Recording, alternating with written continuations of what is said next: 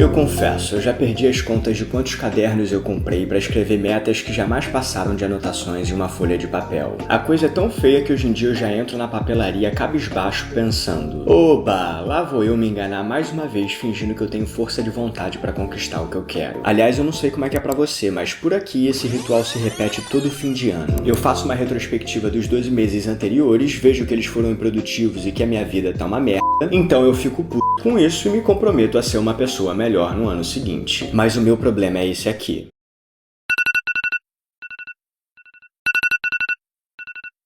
De todos os sons e barulhos que existam no mundo, esse que você tá ouvindo agora talvez seja o mais infernal deles. Principalmente quando ele surge numa manhã de segunda-feira. Rapidinho, só um segundo. Ô, será que não dá pra parar com a merda desse barulho não? Eu tô tentando conversar aqui. Muito obrigado. Pronto, agora sim. Como eu tava dizendo, o alarme é provavelmente o maior símbolo da minha falta de força de vontade. Ele toca e em questão de centésimos eu desisto de todas as minhas metas que eu tinha traçado só pra conseguir mais 5 minutinhos de sono.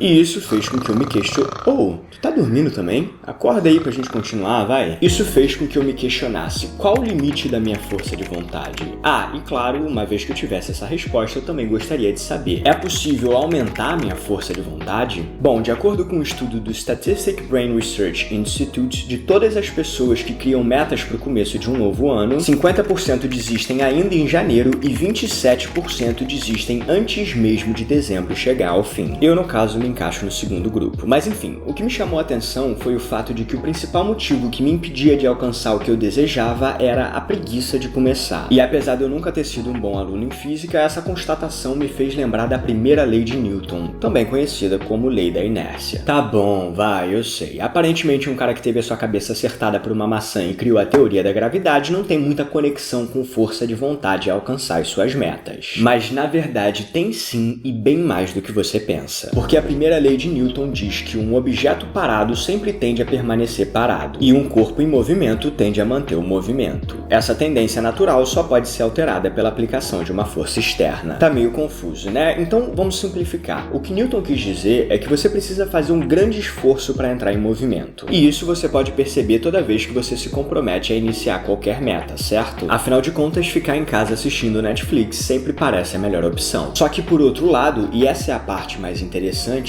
uma vez que você tenha feito esse esforço inicial, torna-se muito mais fácil continuar em movimento. Aliás, isso explica, por exemplo, porque muitas pessoas que começam a estudar inglês desistem ainda no verbo to be, e porque tantas pessoas que decidem estudar violão aprendem só 4 acordes e ficam o resto da vida tocando Legião Urbana. Ah, e claro, isso explica também porque os dados do Statistic Brain Research Institute são tão assustadores. O fato é que é preciso fazer o esforço necessário para vencer a inércia inicial, e quando você fizer isso, a sua vida vai ser mágica e todos os seus sonhos se tornarão realidade. Tá bom, vai, eu sei que você não caiu nesse papinho. Porque finais felizes não existem e a sua vida vai ser um eterno sofrimento até o dia em que tudo acabar. Peraí, eu acho que agora eu acabei exagerando demais pro outro lado. Enfim, o que eu quero dizer é que sim, a lei da inércia observada por Isaac Newton pode nos ajudar e muito a dar o pontapé inicial e a parar de gastar dinheiro com cadernos para metas que nunca vão sair do papel. Mas ela sozinha não vai ser capaz de te sustentar ao longo da jornada, porque ainda assim o seu despertador vai continuar tocando na segunda de manhã e você provavelmente vai ter vontade de apertar o soneca e deixar o que você precisa fazer hoje pro dia seguinte. E é aí que entra o conceito de força de vontade.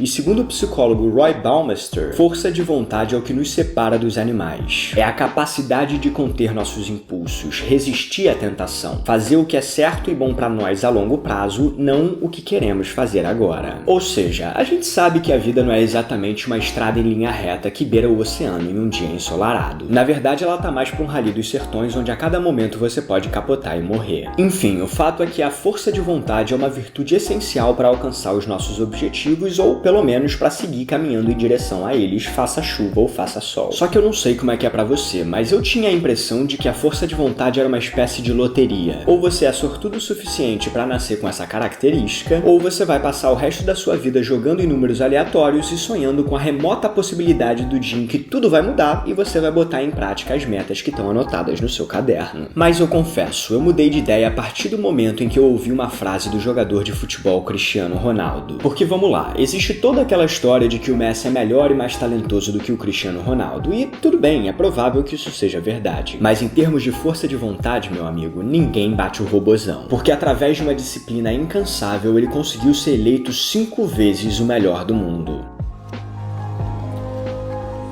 The winner is Cristiano Ronaldo.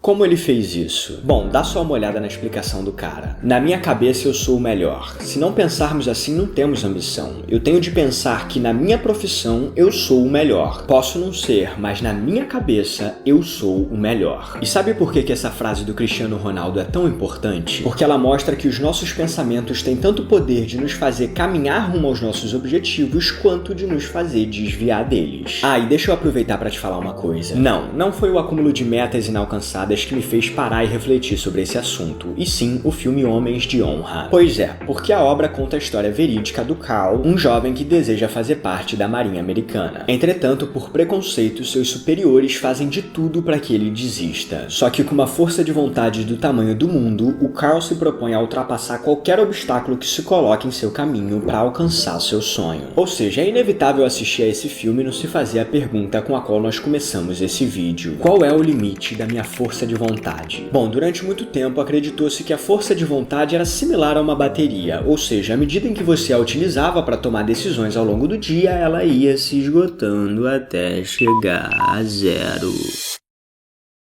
Como os cientistas chegaram a essa conclusão? Muito simples, eles realizaram o seguinte teste de laboratório. Os participantes do estudo tinham que resistir à tentação de comer biscoitos e depois resolver um problema matemático. E eles perceberam que, como o esforço tinha sido grande na primeira etapa, a reserva de força de vontade dos participantes já tinha praticamente se esgotado na hora de solucionar o problema. Conclusão desse estudo, a força de vontade se esgota à medida em que você a utiliza. Triste destino nosso, não é mesmo? Isso significa que, de fato, esse traço tão essencial para que a gente cumpra as nossas metas é uma loteria. Se você não tirou a sorte grande, bom, sinto muito, você vai ter que se contentar em gastar dinheiro com cadernos de sonhos que nunca virão a se concretizar. Tá, agora chega de drama, né? Porque segundo a psicóloga Veronica Job, professora da Universidade de Viena, na verdade a notícia não é tão trágica assim. Buscando dados que comprovassem que a força de vontade não era limitada, a Verônica conduziu um estudo no qual os participantes tinham que, numa escala de 1 a 6, avaliar 4 afirmações. As duas primeiras diziam basicamente que a força de vontade se esgotava à medida em que você a utilizava. E as outras duas apontavam para a ideia de que quanto mais você resiste às tentações, mais fortalecido e preparado você se sente para suportar os próximos desafios. Bom, depois de coletar os dados, a Verônica submeteu todos os participantes a um teste de laboratório no qual a concentração mental de cada um era medida. E sabe o que ela observou? Que o limite da sua força de vontade depende da sua crença. Ou seja, os participantes que acreditavam nas duas primeiras alternativas ficaram exaustos à medida em que precisavam de mais foco. Já os participantes que se identificaram com as duas últimas alternativas não demonstraram nenhum declínio na capacidade de concentração, mesmo depois de vários testes maçantes. Aliás, o psicólogo Walter Mischel, autor do livro O Teste do Marshmallow, Por que a Força de Vontade é a Chave do Sucesso, disse o seguinte a esse respeito: quando me pedem para resumir a mensagem fundamental da pesquisa sobre autocontrole, lembro-me da famosa frase de Descartes, cogito ergo sum. Eu penso, logo existo. O que foi descoberto sobre a mente, o cérebro e o autocontrole nos permite passar da sua preposição para eu penso, portanto posso mudar o que sou. Porque mudando a forma como pensamos, podemos mudar o que sentimos, fazemos e o que nos tornamos. Ou seja, pelo menos agora a gente sabe que é possível tirar as metas do papel e como fazer isso também. Basta uma pitada de primeira lei de Newton e lembrar que a força de vontade, na verdade, depende da forma com a qual nós a enxergamos. E se nada disso funcionar, bom, pelo menos você vai ter poupado o dinheiro da compra de cadernos no final do ano. Ah, e claro, se o seu caso for um pouquinho mais sério e você estiver precisando de uma baita baita motivação para colocar as suas metas em prática. Nesse caso, eu sinceramente recomendo que você assista Homens de Honra, porque é difícil terminar esse filme e não querer dominar o mundo. No bom sentido, é claro, se é que isso existe.